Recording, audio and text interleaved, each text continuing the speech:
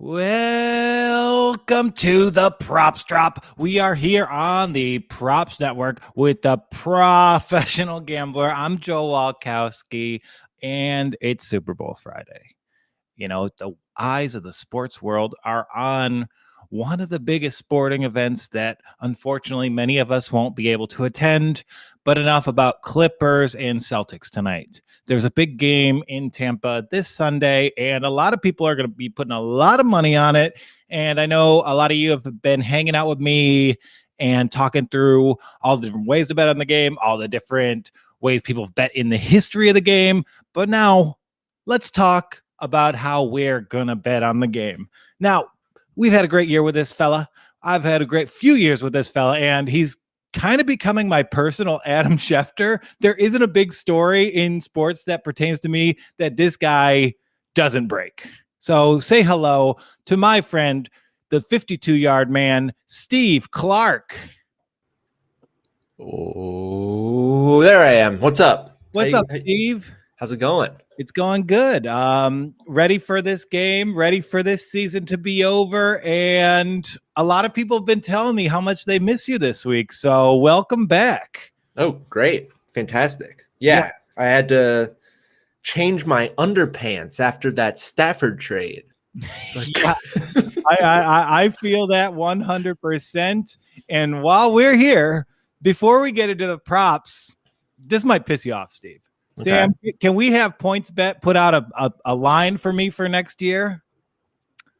I want the line on Lions more total victories than Los Angeles Rams total victories, and I think I'm going to throw down on it.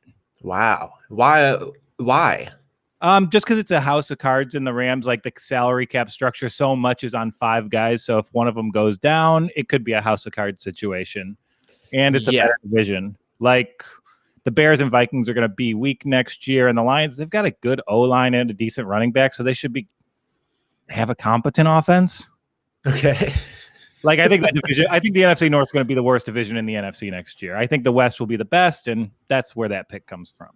Gotcha. I mean, yeah. If Stafford stays healthy, I mean, even if he doesn't stay healthy, we saw the Rams are super effective even with a bad quarterback.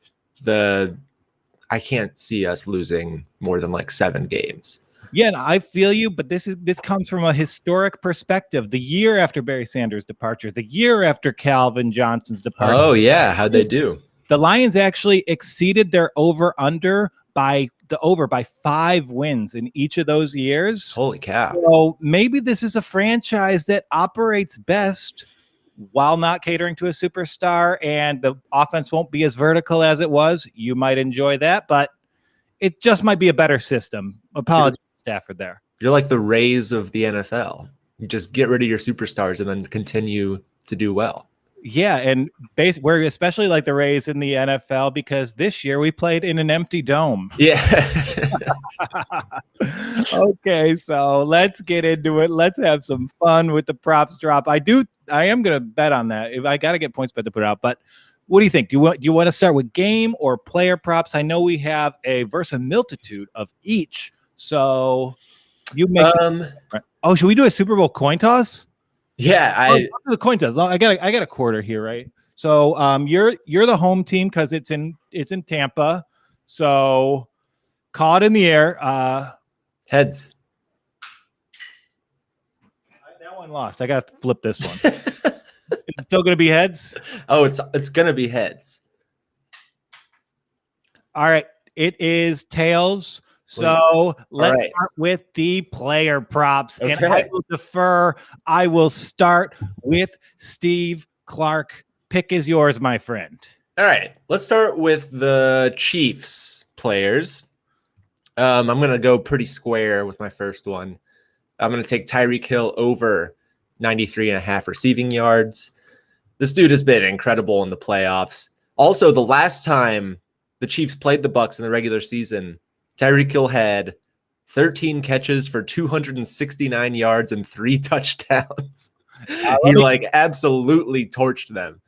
And then, the 2 games this year, he's had 141 yards per game average, over 100 yards in both games.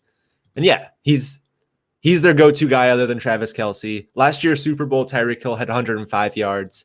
I can see him hitting 100 yards again this year. Absolutely. I am with it. My only concern, as it is with a lot of the receiver props, is the weather. Yeah. It's looking like thunderstorms, right? Well, here's the way Tampa weather works. It'll rain all day, but it'll rain in just spurts. It'll rain for 10 minutes and then it'll stop for 45 minutes. And then it'll rain for 20 minutes and then it'll, so I'm not overly concerned. I think the field will be wet. The ball will be a little wet, but like the rain part of it doesn't really scare me, but we'll see what happens. Yeah, and it does make me wonder, given how we've seen Tom Brady's career play out thus far, it's only going to rain when the Chiefs have the ball. Yeah. Bucs punter comes out, the clouds roll in. Yeah. And then Mahomes walks out of the field and starts coming down. Yeah. I have a sinking feeling the Bucs are going to win this game. I'm putting money on the other side just because I don't want to see it happen. But I will inform that pick, and I just want to say that I do think the Travis Kelce bet has been covered in every piece of sports content I have been consuming over the past 2 weeks. We know he's going to get 100 yards receiving. We know the Kelce touchdown plus the Chiefs to win has been one of the most consistent parlays over the last 2 NFL postseasons. Mm-hmm. So I'm not going to focus my player props on Kelce. So I have a 2-part prop. Okay. I have, in this regards to the Tampa Bay tight ends, I like, first of all, Rob Gronkowski over receptions. It is 2.5. I believe it's a small font here in my new setup. So 2.5, Rob Gronkowski. You see earlier in the year, I know he's blocking a bit more now, but he did have his best game of the season against the Chiefs. I think they do a poor job of defending tight ends in the passing game because they're set up to take away those vertical routes, and the weather's going to be taking away those vertical routes. So I think it sets up really well for a good Gronk game. And the other side of that coin, I've seen, you have to look for it, but there are lines out there for Cameron Brate with his receptions being 3.5, which is maybe the best value on the board right now. That feels high to me. Yeah, it does feel high. I think that might be based on how much I'm under on that one, my man Sam. That one is based on how Gronk's been used in the pass blocking game. That's how maybe they're going to kind of use him as a decoy in run sets, and that will actually open up Brate. But 3.5 is too much of a number. That goes through some other ideas I have for this game. So I like those 2 props regarding the Tampa Bay tight ends. Love that. Yeah. And yeah, it's a Super Bowl. They're not going to get Gronk involved in the Super Bowl. Yeah, Gronk. This is the Gronk game. We know Gronk loves playing in Tampa. If you watched WrestleMania last year, this is where he does his best work. All right. I will switch over to a Bucs pick now then. Here's one that has burned me before, but I'm going with it again. Leonard Fournette, over 3.5 receptions. I just can't get away from this guy, even though I did this exact bet in the NFC Championship game and he blew it. But he is the go-to guy now. He's getting roughly 70% of the snaps in this postseason. In the playoffs so far, 23, 22, and 17 touches, including 14 catches on 17 targets. So they're targeting him a lot. He cannot catch the ball. He's awful at catching, which makes this such a painful bet to make. But he's getting 6 targets a game. So if he just, doesn't drop more than 2 of them, he'll hit the number. And he might, and the ball will be wet. Yeah, and the ball might be wet. And I see there's a lot of juice on this one, -40. Can I just take a second to talk about why there is a lot of juice on these prop bets, especially in the Super Bowl? Oh, with any over bet, there's going to be juice. Yeah, because we're betting. It's Friday. These lines have been out for 11 days, and there's going to be better value on the under for every bet at this point in gambling on the Super Bowl, because that line opened at probably -110, and it got bet up to -140. Yep, so, it's kind of like you're buying a stock. If everyone got there first, you won't have the same value. And that's why I advise shopping around on, a place where you can compare all the live line comparisons and then watch a 6'3", 215-pound hunk pontificate. Is there a place like that? Oh, yeah, the Props Network. Check out those. We got the best ways to shop around. I'm responding to Sam telling me to plug his baby in the chat. So I'm going to go. I have another Tyreek Hill bet. Okay. Here. So we talk about the wet field. We talk about the weather, and I fear about that Bucs pass rush, but I do like Tyreek Hill over 26.5 yards on his longest reception. I think the wet grass is going to favor the fastest man in the NFL, and he will yield some advantages from that, from a admittedly pretty good Bucs secondary. Yeah, I like that pick a lot. There's a lot of interesting options out there for longest reception. Like Mecole Hardman had one that was like 16.5. I looked at a lot. Yeah, these fast guys, we've seen it every single game. They're gonna break one loose. Even on the Bucs, like Scottie Miller, I think his longest reception band was only like 13.5 yards or something. Yeah, those are fun to look at. Yeah, and when does Scottie Miller even run routes that are less than 13.5? Yeah, exactly. He's like the Bucs' biggest downfield threat in that offense. Yeah, exactly. And those are fun to cheer for. Every time Mahomes or Brady drops back, you're like, oh, are they looking for Miller? Looking for Hardman? Yeah, I like that pick. Yeah, and along those lines, yeah, well, let's return it to you. Let's see those picks. I won't throw it out there yet. Okay. Well, we already kind of talked about it, and I'll just get it over with because, like you said, this bet feels like a shoe-in. It's the Travis Kelce. I took the fantasy points over. 22.5 fantasy points. Okay, so that's like 100 yards, 6 receptions, and a touchdown? Yeah, I'm expecting more like 11 catches and 120 yards or something like that. Or not 11 catches, 75 yards and a touchdown. Any iteration. That's why I like fantasy points, because you know he's going to get the catches. It's PPR. So you're getting a point per reception. He's probably going to get 10 catches. And then it's just a matter of yards and touchdowns. This season, he scored in 12 of the 17 games. He scored 3 touchdowns in the last 2 playoff games. He scored in 6 straight. He's a beast. He averaged in the regular season 21 PPR fantasy points. It was just below the number. But in the playoffs, he's averaged 25 and 37 fantasy points in the last 2 games. And the Bucs are terrible against tight ends. So, yeah, everyone's talking about this Travis Kelce number. It's probably inflated, but yeah, and I love it still. And I think it's interesting. I'm kind of curious. I fully support your pick. I just want to wonder, when was the first time fantasy points were offered as a Super Bowl bet?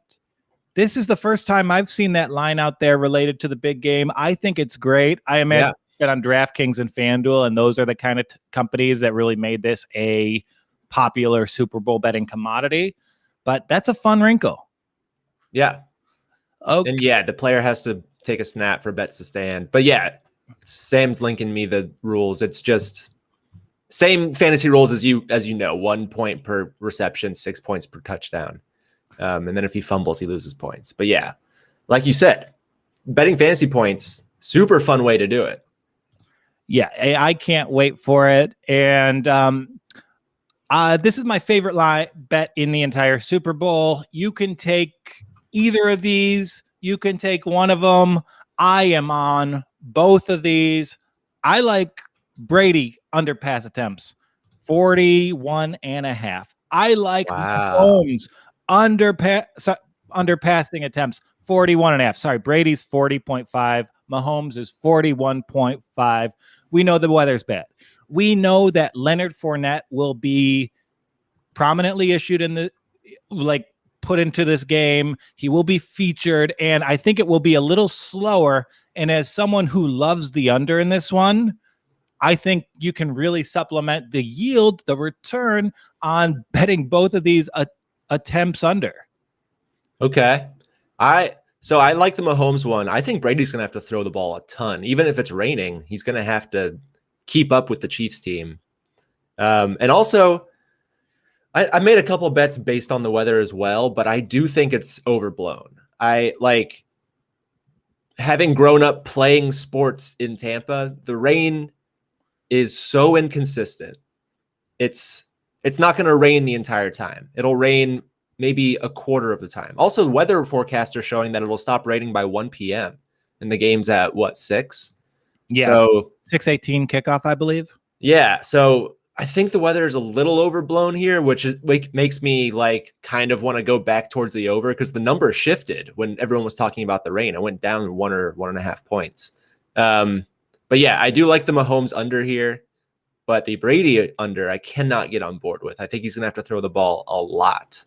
Cool. That's fair. And just to tell you where I come from on that, there's a nagging voice in my head that's telling me Leonard Fournette's going to win Super Bowl MVP. Oh my God. The Chiefs hate tackling. They have one of the least hard-nosed, linebacking cores in the NFL. I watch with Ethan, who you know from basketball, who was a former D1 safety, and all he talks about is how soft this Chiefs defense is. Leonard Fournette, I hate him, but I think he's having a big day now. I could see that. That'd be such a funny end to the season if Leonard Fournette won MVP. Yeah, I'm sprinkling it on all the long shots. Shaq Barrett, Leonard Fournette, and meanwhile, I'll have a massive amount on the Chiefs money line because I hate the 2020 Los Angeles Lakers, even when they are the 2021 Tampa Bay Buccaneers. Speaking of Shaq Barrett, I'll lump two of these together because they're the same exact rationale. I'm taking Shaq Barrett to have a sack, and I'm taking JPP to have a sack. And it's just because the Chiefs' offensive line is just like duct taped together. The left tackle, Eric Fisher's out. Right tackle, Mitchell Schwartz is out. Guard, Kelechi Osemele is out. Center, Daniel Kilgore is possibly out. He's on the COVID list right now, which that story is crazy. That story is insane, and we got one of the best social media posts of the NFL season out of it. Here's what I don't get about that story. So all these Chiefs were in line to go to the barber. The barber finds out he has COVID while Kilgore is in the seat, right? So he's already a close contact. Instead of leaving, Kilgore asks the barber to finish the haircut when he knows the barber has COVID and he knows the Super Bowl's 4 days away. That's like one of the most insane things I've ever heard. Like I guess he doesn't understand that you can get COVID from someone with COVID at any point interacting with them. Like it doesn't have to be immediately just because you sat in his chair doesn't mean you got COVID already. You should probably leave the barbershop, but he just stuck around. It's truly insane. It seems like he doesn't want to play in the Super Bowl. Yeah, and I will say I'm not actually bald. I keep my hair. Make sure there's no hair on my head just in case they need me to play in the Super Bowl. I'll be good to go. Joel, we need someone to snap the ball. Go get it. And he will be playing, but he's not going to have any practices with the team until Saturday, which is a pretty big hurdle to get over. Yeah. Also, why? I know that you want to look good on national television in front of however many viewers, but what? Like, especially this year, just don't get a haircut. Just wait until the Super Bowl is over to get your haircut. Yeah, 100%. I know it's the big stage, but if you're looking shaggy on the big stage, it just kind of tells the people, hey, this guy's been quarantining properly. Yeah. He's been following all the protocols. Good for him. It's so wild to me to take any risks before the Super Bowl. Yeah, I mean, even me, like I took too many risks before the Super Bowl as a kid. My mom would ground me and I wouldn't be able to watch it. So yeah, Daniel, do that. If you give me a moment, can I close a window here? We are getting a bit of the Tampa weather come in here. Okay. So I'm going to reach up and close this one. Boom. Is that a little better? Yeah, I think it's a little better. Ooh, someone's jumping into the chat to let me know that Fournette is 25-1 to win the Super Bowl. Yeah, I know it. I will be on that. Okay, so my last player prop. I mean, I could probably throw in Chris Godwin under receiving yards just because they're going to adjust to that. But I do think there's value in Mike Evans under 62.5 receiving yards, just because those are the kind of routes that Kansas City's pretty good at defending. Mm-hmm. I think that they're going to be better off kind of attacking Kansas City underneath. So I don't think a really vertical game is in their best interest. We saw that a little bit against Green Bay, but those were in situations where Mike Pettin was putting out defensive formations that ultimately got him fired. So I don't believe that Todd Bowles is going to put out the worst Steve Spagnuolo is going to put out those same formations. So I don't think this is a big Mike Evans day. Yeah, I agree. I've got unders on a couple wide receivers too.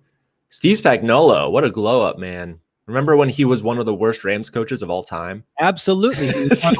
He's one of the worst head coaches of all time, but one of the best defensive coordinators of all time. And have we seen Steve Spagnuolo's defense play Tom Brady in a Super Bowl before? Yeah, I think we have.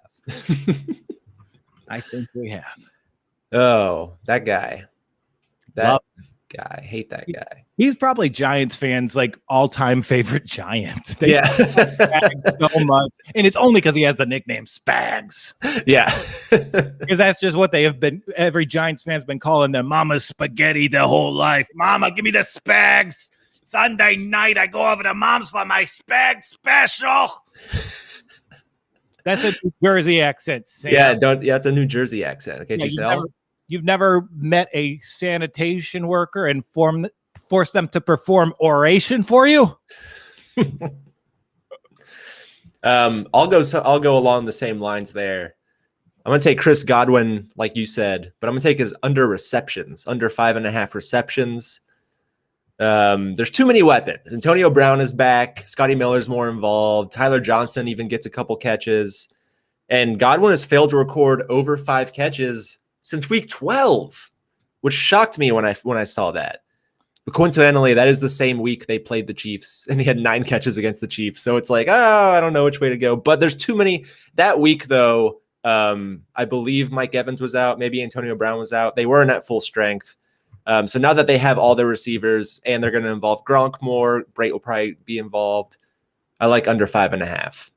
Yeah, I like it. And I think if we do have just the casual bettors, they're going to be informed by that NFC Championship game where Godwin was among the best players on the field. Mm-hmm. So they'll be hammering that over. So I do think it is wise to go the other way in that particular instance.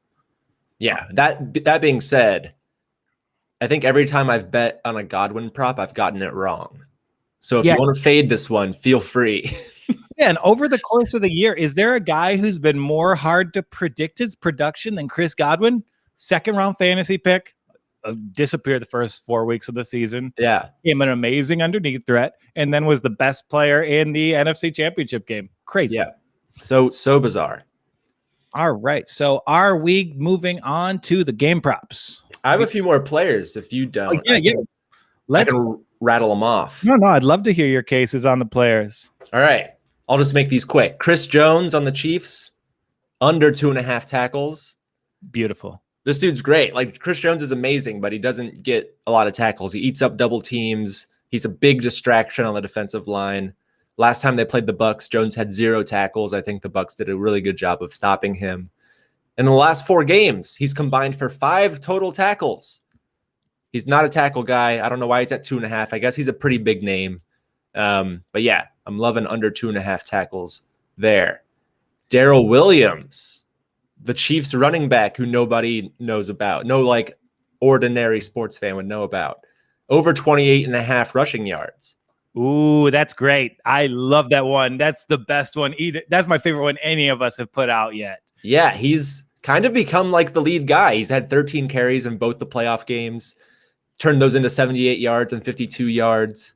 And even though the Bucs rush defense is good, I mean, if he gets 12 to 13 carries, you can't expect him to get less than 28.5 rushing yards. He's a good player. Yeah. Oh, no. We've got a decent amount that I might be investing with our scam producer, Scam Kotler, and he's telling me to put our entire bankroll on that pick right there. So congrats to you. I think you've made a convincing argument in that point. And I think this is the same, like, algebra as the Leonard Fournette, like why he's been so good, but he wasn't the top 5 pick. He wasn't the best player in the SEC, and he's not the name. So his line is about half of what Fournette's in. Amazing value in this one. I absolutely love it. I'm not going to put the whole Nashville bankroll on that, but the Nashville bankroll, we should call that Donnie's piggy bank. I'll back that one for sure. I got a few more. Let me rattle them off. Mecole Hardman to have a rush attempt. Ooh. Plus 123. I love it. Demarcus Robinson is not going to practice because of COVID list. Hardman's had a rush in both of the playoff games this year. Last week, his one rush turned into 50 yards. So I think they might try to mix up the running scheme a little bit to get past this Bucs front 7. So I love Mecole Hardman to have one rush attempt at plus money. And then what do we got on the Bucs side? Oh, and then I already talked about the sacks. Yeah, so that's it. I'm ready to go into some game props. Yeah, and I do have one more player prop here. Tom Brady over 0.5 rushing yards. I saw that. Plus 140. Too much at stake. We're not going to see the greatest QB sneaker this side of Cam Newton put one up for 1 yard. I think we will. We're not going to see him extend a play, put those aging legs out to use. I think we're going to see Brady roll out, and it's similar to why Josh Allen hit that rushing yardage over in that division, in that AFC Championship game. The stakes are too high. He's going to be running. Yeah, definitely Tom Brady and Josh Allen, very similar quarterbacks. Yeah, I was taking your argument about the stage. It's really based on a quarterback sneak. We've all seen Brady do that sneak a million friggin' times. Yeah, I was surprised the juice on the under is like minus 200. Yeah, it's crazy. And I'm looking, I haven't been able to find this yet, but if I can find Brady over 0.5 rushing yards with Brady to score a rushing touchdown, I am hammering it. There's going to be a QB sneak in this game from Tom. I feel it. The scary thing about picking over for non-rushing quarterbacks is that kneels count as rushing attempts. So if Brady scores a 1 yard touchdown and then they win the game and they get the ball at the end and he kneels it twice, he ends with -3 yards. What a heartbreaker. I'm not going to say I did know that, but I didn't consider that as someone who thinks the Buccaneers are winning this game. Darn it all. Maybe they'll win it. They'll win it on a last second Hail Mary. Yeah, so they won't kneel it. Yeah, and then Mike Evans will go over on receiving yards. Yeah, on that play. Yeah, before we go to our game props, I want to give some love to our new sponsor, Monkey Knife Fight. It is the easiest interface to bet on basketball, football in a fun, easy to use, and competitive fashion. They have a promo, Walk On, where they will match your deposit, and it's just put in an easy interface. Do you want to play a fun fantasy sports game where you can bet, where you can like have stakes in whether or not De'Aaron Fox will have over 11 points? If you're watching this, I think you do. So check out Monkey Knife Fight. They will give you a match on your deposit with the code WALK-ON. I've been playing it myself. That's a weird sentence, but I've really enjoyed it, and I think you guys will the same. MKF Monkey Knife Fight. It's not just a fun thing to do on your Saturday nights. Monkey Knife Fight's great. I remember I played it, I think it was like last year. We made a video about it on the Props Network YouTube channel. And yeah, it's basically like if you mix props with DFS, it's super fun.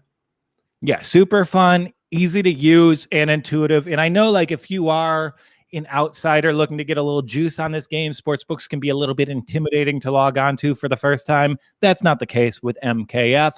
Easy to use interface, simple lines, and a great user experience. Yeah. All right. Sam's giving me too much. Sam, I do like that you give me the feedback in the this window other than the Slack. I can't see the Slack when I'm on there. Okay, let's go on to the game props. Do we need to know it? Should we have a bet on, should we do, so I won the coin toss. Yeah. I deferred to you. So we're kicking off in the second half here. Okay. And we're kicking it off to the Joel Walkowskis, and I'm bullish here. There's some juice on this. I don't feel great about it, and it goes against something you said, Steve. It goes against something I saw in the NFC Championship game. It goes against the knowledge that left tackles being out is the second biggest thing that can affect the football team. But Tampa Bay team sacks under 1.5. Whoa. Plus 165. Now, this bet is based on Andy Reid coming off a bye. I think they watched the tape of that Tampa defense, and I think the biggest point of emphasis for that team had to be, how do we design plays to get Mahomes away from the pressure with a bad offensive line? Yep. I figured Reid and Bieniemy and Mahomes would combine their powers, figure out a way to just have Mahomes shifting around, just have that pocket moving, using his speed to roll out and find receivers down the field. And he is similar to Aaron Rodgers, but I do think that the Andy Reid offense is so much better, so much more imaginative and efficient than everything Green Bay has going on offensively. So I'm going to take the flyer. I like the odds, and I'm going to go under 1.5 sacks here. That's very interesting. I don't hate it. I'm wondering, there's a couple of things I'm wondering. How hurt is Patrick Mahomes? Like, he had turf toe 2 weeks ago. How much has that healed? Like, how mobile is he going to be? Watching him run against the Bills was like it was watching a horse with 3 legs. So if he's better, then yeah, I think and if he's fully better, I don't know how we'll be able to know this, but I would love his over on his rushing yards. But I don't know. The good thing about this bet, plus 165. If you go the other way, it's like minus 150. So it's tough. But I do think the Bucs are going to get to the quarterback. And I think, like you said, you think the Bucs are going to win the game. I don't know how they can do that without getting to the quarterback twice. Exactly. But this is just based on what I think's been emphasized in that those offensive meetings over the past 2 weeks. And I think 2 weeks is a long time for a turf toe injury to heal, especially for someone who's like 25, 26 years old. I think they can recover from that in time. And I don't feel great about this one, but I do think it's a decent like combination of value and offensive minds who I respect. I get it. Let me just go over the Chiefs' offensive line. I know it. 4 guys who have been cut from the team at least twice, and 1 guy who was last year's 7th-round pick. Yep. And my only response to that is Andy Reid off a bye. Yeah, Andy Reid. It's true. Yeah, it's been a great Super Bowl week. I just love saying Andy Reid has returned to the Super Bowl, or as I like to think, he's gone back for seconds. I love Andy Reid. I hope he goes down as one of the best coaches of all time. So I don't mind if he wins the Super Bowl. Yeah, and I mean, apologies to Brady and Mahomes, but I think he has the most at stake in terms of legacy of anyone in this game. Yeah. Just changed everything. Did you, by chance, choose Gatorade or the coin flip as your props? I did not choose Gatorade or the coin flip as my props. All right, I'll do it for you. Let's talk about the Gatorade color. Obviously this is a complete crapshoot. Don't put any money you're not willing to lose on this. I'm liking orange at plus 150 here. Here's some rationale. I did a little bit of research on this. The Chiefs won last year. They used orange Gatorade. That's a good hint that it could be used again. When Andy Reid led the Eagles to the Super Bowl in 2004, when they won that NFC Championship game, guess what color the Gatorade was they dumped on him? Was it orange? It was orange. All right, so if you think the Chiefs are going to win, I love plus 150, kind of like a money line play on the Chiefs for orange Gatorade. If you think the Bucs are going to win, they used purple Gatorade when they won in 2003. But there's been a lot of new Gatorade since 2003, and Gatorade is a Florida project. Yep. That's not the right phrase. I think, you're going to have Gatorade execs whispering in their ear like, hey, you got to use these new ones. We really want to have these Bolt 24 prototypes. Yeah. I think there's actually decent value if you think the Bucs are going to win in picking clear Gatorade at plus 400. The reason is there's a photo of Ndamukong Suh drinking out of a clear cup on the sideline of a Bucs game. And the color of the liquid is clear. Could be water or could be clear Gatorade. And you know what? If they pour water out there, they're going to be calling it Gatorade anyway. They'll be like, oh, yeah, that's white cherry Gatorade. Here's the biggest thing, and this might bite me in the butt. Do not take red. Red is the second favorite right now. Don't take red. In the last 20 years, red has never been dumped on a head coach. Oh. Orange has been used 5 times. Clear or none has been used 4 times. Yellow 3, blue with 2, purple with 2, red 0 times. Here's the thing about red, and this is completely me speculating. Red looks like blood. If you spill a little bit of red on your uniform, it looks like you're bleeding. So that's maybe why red is never used. You don't want to look like you're bleeding in a big game, get taken out of the game. Don't take red. Don't take red. And you know, I'm gonna lose some money on this one because everybody knows I'm a blue Gatorade loyalist. There's only one flavor for me. It's blue and light blue. That's 2 flavors. I'm taking orange. Don't take red. Yeah, I just want to shout out our sponsor, Blue Gatorade. No, fuck me. I'm so today. I've done a million podcasts. Okay, so my next prop here. I love the value. You know, I am an under boy, and the race to 30 points. Ooh. Neither. Plus 200. Love that. Yeah, and I like this because I've been looking at the handles recently, and I see that so much of the handle, around 72 to 76%, is on the over in this one. Mm-hmm. And over the past 20 years, the handle on the over-under has only been incorrect twice. So that being said, if I do think the under will hit, maybe there's more value in playing no team reaches 30 points at a 2-to-1 payout, no less. Yeah. Exactly. I like the value here, and it does supplement any under bet. So this is a good instance if you're going to bet the under, which I'm definitely doing because I already did it. And I'm going to tie this to it as a little bit of sweetener. It's kind of like when you're betting a 7.5 point underdog, you just tie like $10 on their money line to go along with it. So you have the bonus round attached to it. Yeah. And if you think the game's going to be close and you think it's going to be an under, this is a no-brainer. Because if you think it's going to be close, the Chiefs putting up 31 and the Bucs putting up 14 or something would give you the under. It would miss this bet. But yeah, I think it'll be a close enough game where it's more like 28-24. Love this bet. 2-to-1 odds. Yeah, and if you guys are going to be on the over here, this isn't for you. But if you're on the under, this is a great way to reinforce and derive more value from that. So I enjoy it. All right, you ready for the coin toss analysis? Oh, yeah. I'm going to do it with your pick and replicate it. So you're going to make your pick. I'll tell you if it hits. All right. Well, okay. I'll make my pick. It's going to be heads. Let's go ahead and flip it. It's heads. That's great. But at the end of the day, what you just did doesn't matter. And here's why. I went through every single Super Bowl so how many has there been? 54. I went through every single one, found the coin toss result, and based on the geography of where that Super Bowl occurred, I broke down the likelihood of it being heads or tails. So Super Bowls played on the East Coast. We're playing this game in Tampa. 17 heads, 15 tails. Heads has a little bit of an edge.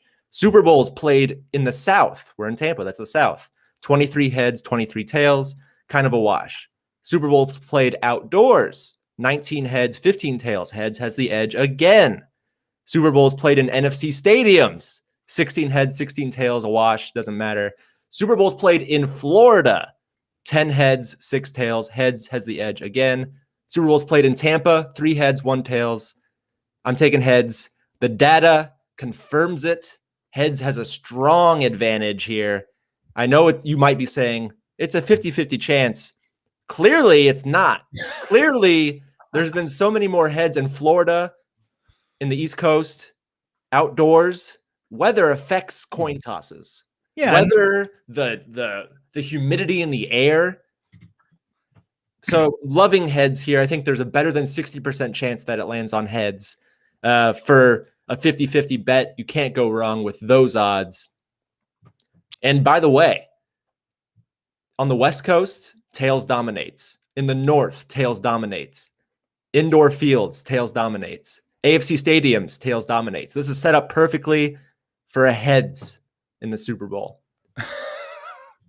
Yeah, I mean, it does make sense that Florida gets a lot of heads. Is that maybe influenced by so many college students visiting there for spring break? Oh, man.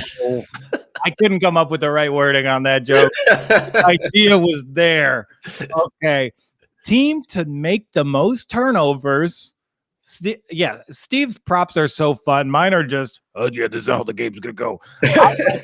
Buccaneers plus 120 for more turnovers. If you Brady at all this year, you see that he has no real bones about giving up the ball. He will throw it up with a hang time that is Phillip Rivers-esque. And I think it's pretty unlikely that the Chiefs have more turnovers. Is it going to be from Mahomes? I don't really think so. He's not a turnover guy. No. He's not a fumble guy. Their guys are relatively sure-handed. And this is Bruce Arians. Bruce Arians has more turnovers in his scheme than any other coach.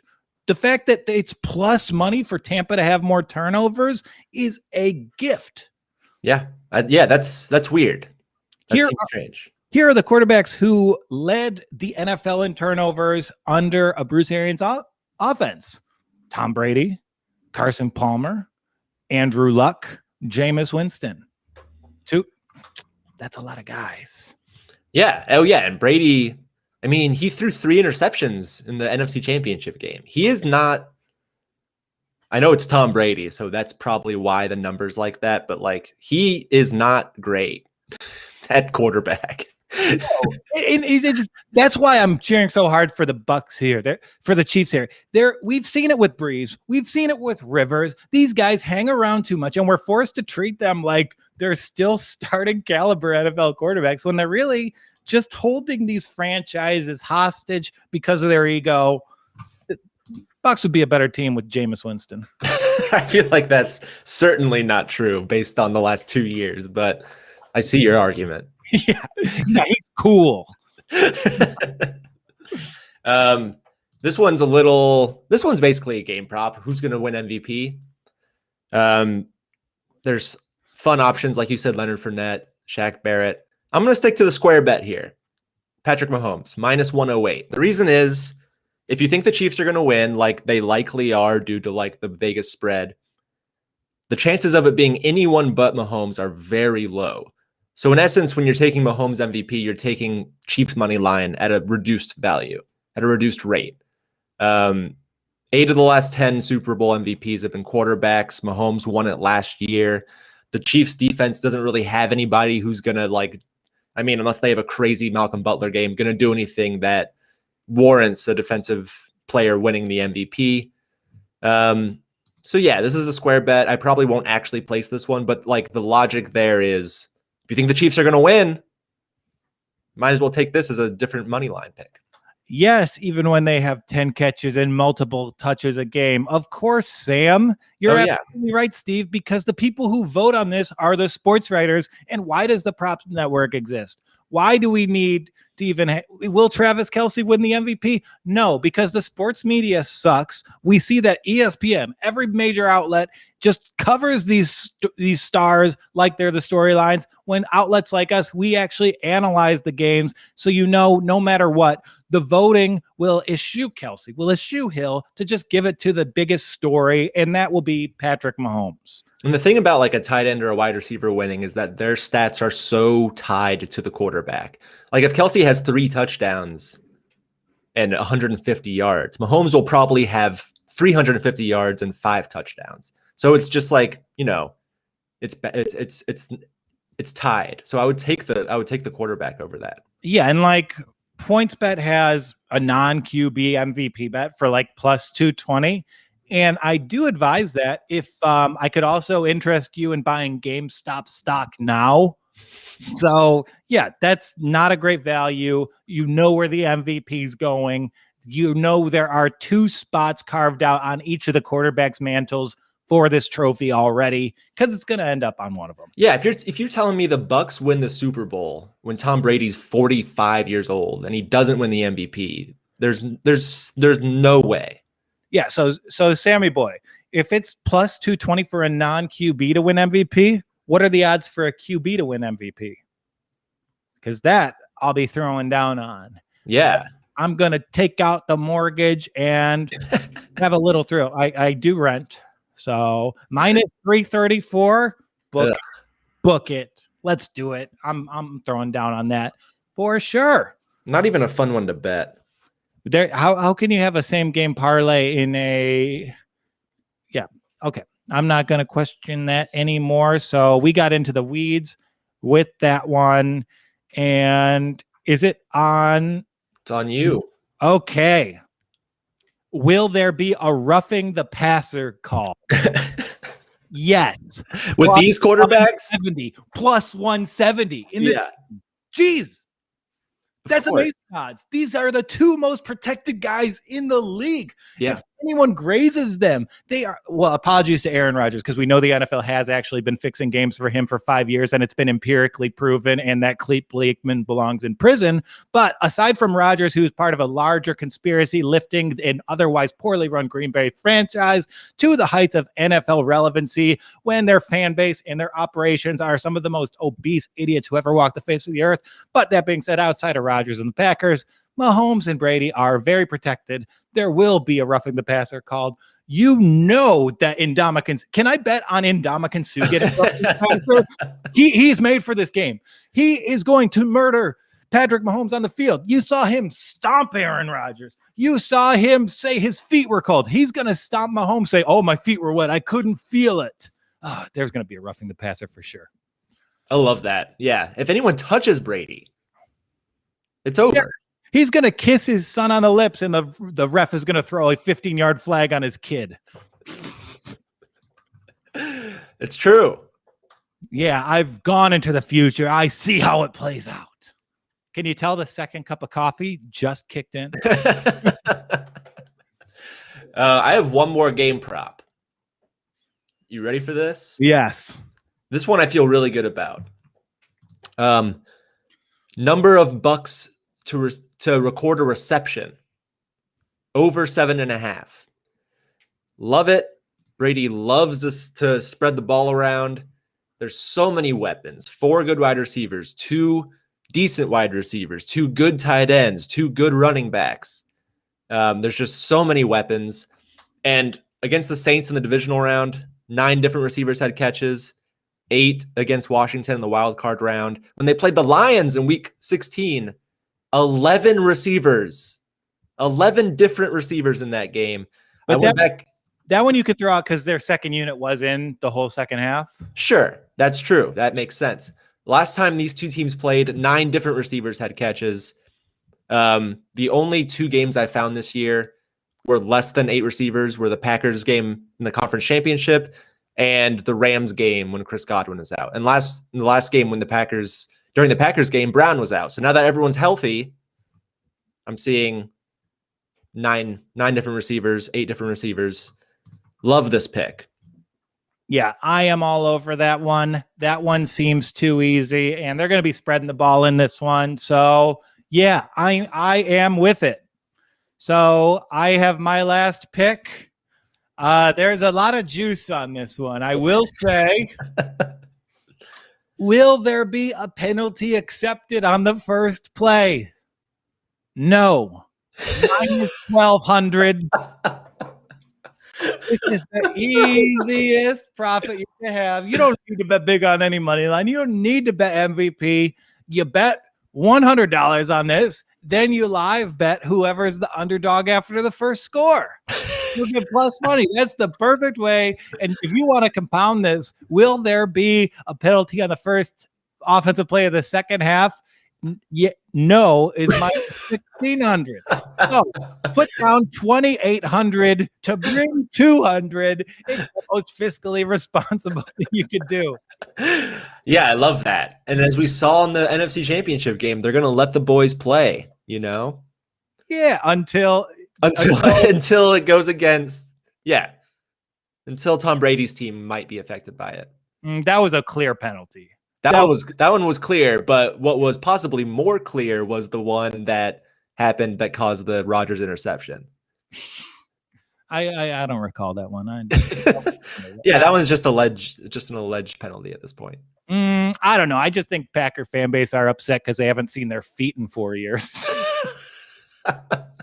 Okay, Scammy Cutler, do you want to come on, give us some dumb props? Do you want to reprimand me for talking about the Packer fan base?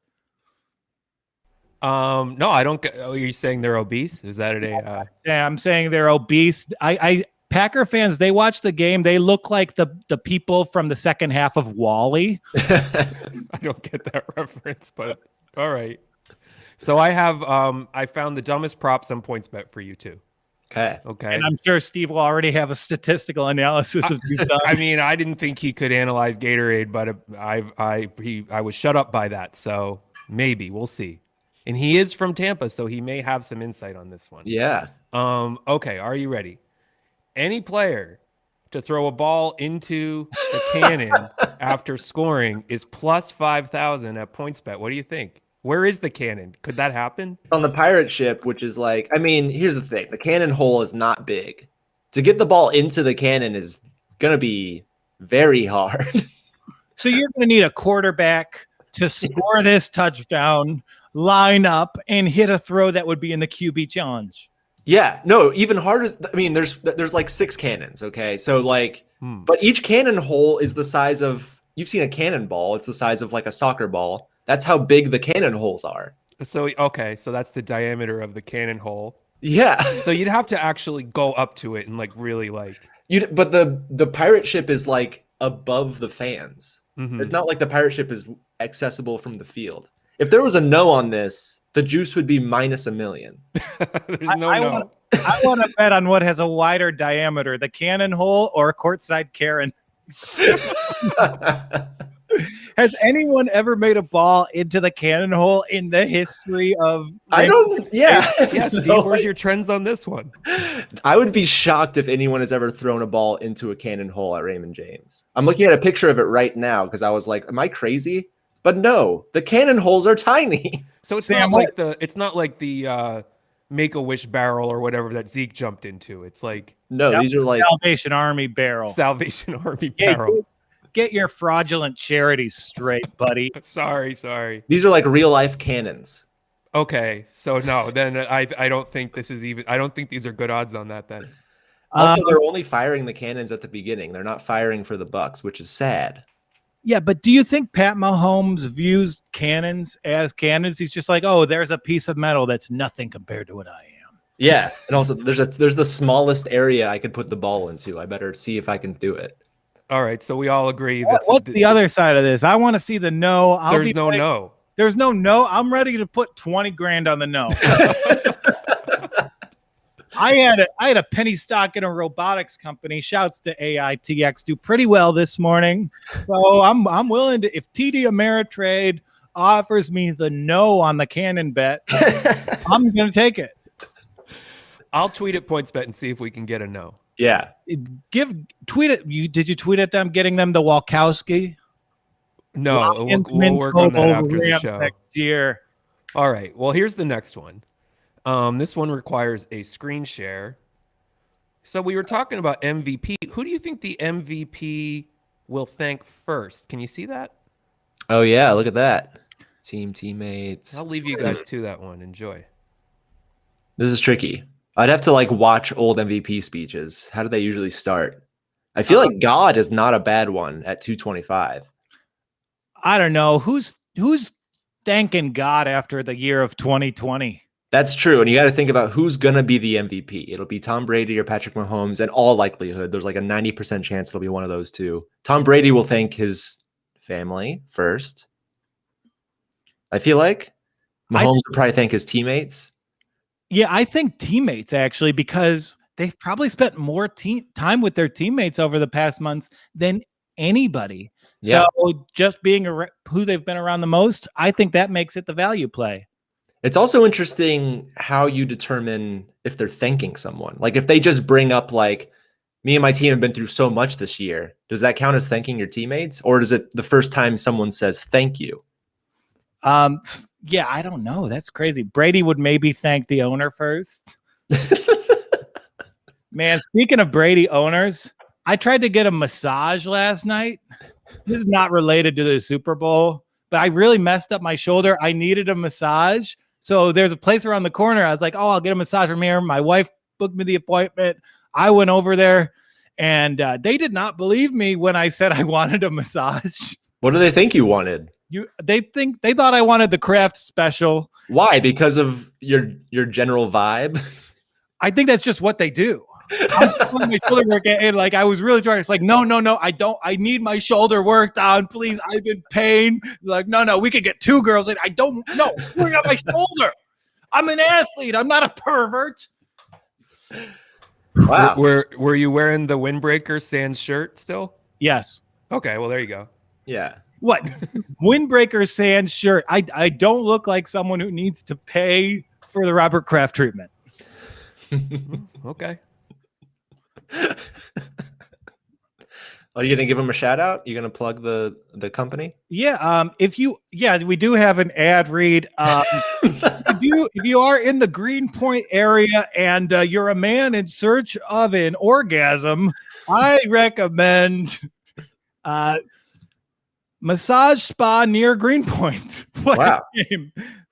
286 McGinnis Boulevard. You can meet all your favorite NFL owners there. Yeah. Great. Okay. We had fun. We had a great time. I cannot wait to watch this Super Bowl. I've had an awesome time with you this year, Steve. It's been a wonderful year. I agree. And I'm hoping Major League Football, the spring league happens this spring.